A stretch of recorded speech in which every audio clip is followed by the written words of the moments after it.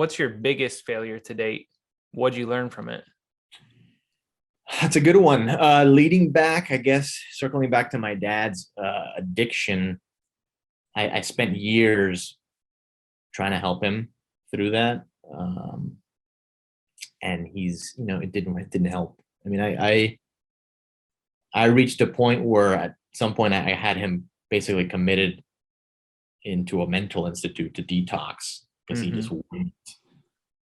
wouldn't go out and seek help, and he was in a mental institute with like Wow. seriously mentally ill people for like 2 or 3 days, and he came out of that and he just went right back to drinking. And I don't know, I felt like I grew up. I'm a very good problem solver, very resourceful and very practical, and I think that served me very well growing up in an alcoholic family, just because there's a lot of chaos. And I feel like maybe I just felt like I could fix things, Mhm. but I just couldn't. You're just not in control when it's a person who's an addict. There's Yeah. no way you can control them no matter what, and the addiction really controls them.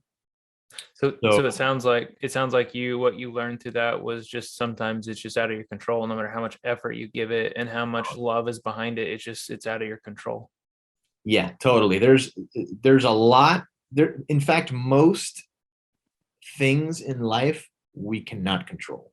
I mean, Hmm. the only thing we can really control is like what we do, right? Our response to the world, but everything else that everybody else does and everything else that happens, it really is Hmm. beyond our control, right? So I think Yeah. at a certain point, if you are a control freak like I am, it's sometimes hard to kind of give up that control, especially in difficult situations when dealing with addictions and family and stuff like Hmm. that.